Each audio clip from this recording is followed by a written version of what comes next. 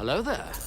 Hello there, guys. Looking at our what to watch for Thursday's action here in the NBA, just the 5 games on. So let's look at those ones. The first one is the Sixers and the Nets. It is a back-to-back for the Sixers. Will Joel Embiid play? He played in back-to-backs last year, but he did see out one of these ones, well, the first one this year with back stiffness. So we want to check on that. And I also want to watch, if he's not playing, of course, we're looking at Dwight Howard as an option there. I want to check on Tyrese Maxey to see how he looks straight away in with a role on this Sixers team to begin the season. He's been a little hit and miss, a little hot and cold. Wasn't great against the Wizards, only played 11 minutes in that game, but he is someone that I want to watch and see how he looks. For the Nets, will they start with the Shark, Bruce Brown again? Baby shark, And how will that rotation look? Will we get Taurean Prince starting again? Will we get Joe Harris off the bench? Will we get Jeff Green starting? And what about Jarrett Allen's minutes? Now, he played a ton last game, but that's because DeAndre Jordan had 4 fouls in 4 minutes. So I imagine Allen will continue to start, but how much will he actually play? That's the big thing that we want to see. Will they go back to him playing 26 minutes and Jordan playing 20 with small ball Jeff Green bullshit, or will we get him playing 31, 32? I think it's the latter, but I'm not sure, and I obviously want to pay attention to it. The Cavs and the Grizzlies. Darius Garland's not going to play again. I want to watch Isaac Okoro. He was 80% from the field on Wednesday, and the one miss was a horrible three-pointer. He's going to start, but can he do some things that make him useful for fantasy? Because he hasn't yet. And Chetty Osman, big assists in each of the last 2 games. Can he keep that streak going? He's probably going to start again with all the injuries with Exum and Garland and Love out. He's probably going to get another start, but can he continue that? For the Grizzlies, how much is DeAnthony Melton going to be out there? In his first game last time, he looked all right, got some assists, got some steals, which is exactly what you want for him.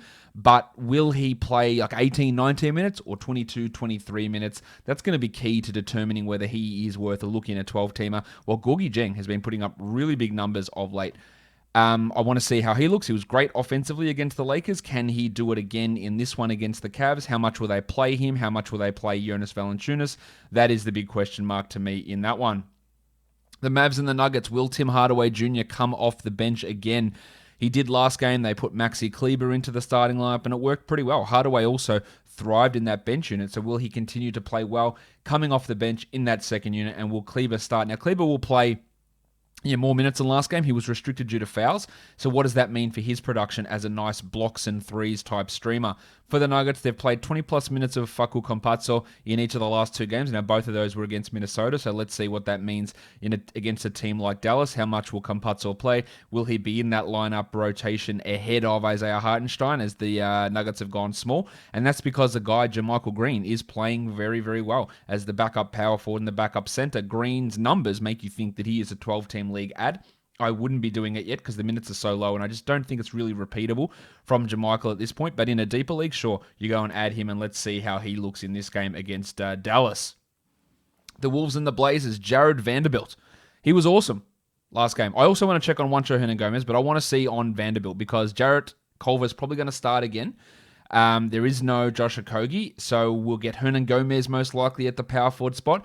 But will Vanderbilt get center minutes? Will he get backup power forward minutes? How's it going to look with Vanderbilt, Reed, and Davis in there? I really want to see what Jared does in that playing time, or if he gets playing time, that role is key for me. And then Anthony Edwards, who is shooting quite a bit, but not doing it very well and not doing too much more. I want to keep an eye on his peripherals, how he looks on the court, how much playing time he gets. For the Blazers, Carmelo Anthony, how much are they going to overplay him? Because Melo's role has a direct impact on guys like Gary Trent or guys like Rodney Hood, who's questionable for this one. I want to see how much Melo plays and how much of a negative liability he actually is defensively, because it appears like he is a pretty big one. But let's focus in on that. And while CJ McCollum's getting big defensive numbers, big assist numbers, can he continue to do that with his steal numbers? Because that's obviously been really important for his fantasy value so far. Next up, it's the Spurs and the Lakers. LaMarcus Aldridge returned to action last game, and the Spurs' small ball lineup was getting it done, so they really did limit how much LaMarcus played. So I want to see in a big matchup here against the Lakers, against Davis and Gasol and Harrell, how much is LaMarcus out there? Can the shots actually start falling for him? Because they've had a real problem with that so far this season. Can he get those going in? Does he look more spry? Because he looked all right last time out, I thought. But I want to really pay attention to how much they're playing him, when they're playing him, are they closing with him, and if the shots are going to start to go in. And then conversely to that, does Rudy Gay play as much as he has been? Because Gay's been awesome. In a points league, he's a strong 14-team league ad. He's probably a 12-team league ad, even in category leagues, to be honest, with how he's going at the moment and how they're utilizing him as that small ball center and backup power forward. Gay has been putting up some very, very strong numbers on this Spurs team, so I want to see how he looks. For the Lakers, what about Montrezl Harrell? Because he's really quickly veering into drop territory at this point.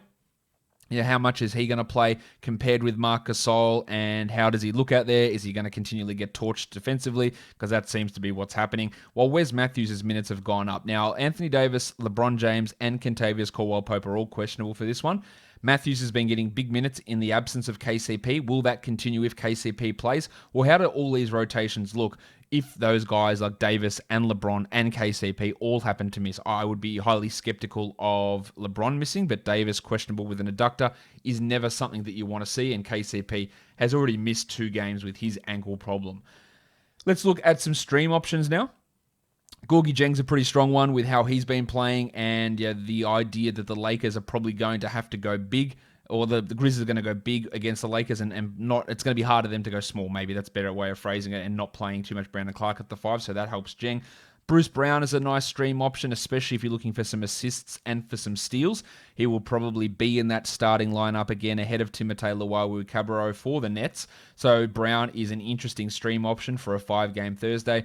Dorian Finney-Smith of the Mavericks, another option who's available in a ton of leagues. He's going to start, he's going to play minutes. He's not always going to be all that useful, but we're just looking for stream options for Thursday's action, and Finney-Smith's one of those. And a couple of other players from the Grizzlies. Desmond Bane, who looks great out there, a nice scoring boost, a nice 3-pointer boost he can provide for you.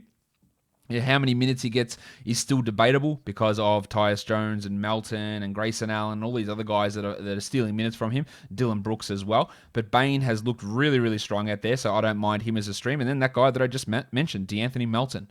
A really strong stream. You're looking for assists and you're looking for steals, much like if you were streaming in Bruce Brown. Melton can provide that coming off the bench. The role is a little bit limited, but he is a player that in marginal minutes is able to put up numbers that are pretty useful for 12-team fantasy leagues. And again, with 5 games on, he is a pretty strong stream option. That'll do it for this What to Watch for Thursday's action. Don't forget, I'll be back later on to recap all of the action from Wednesday, including the fallout from Markelle Fultz's ACL injury. Just a spoiler, go and add Cole Anthony. That's a terrible, terrible blow for Fultz. We're talking all about that in the recap show later on today, guys. Thank you so much for watching, everyone. See ya.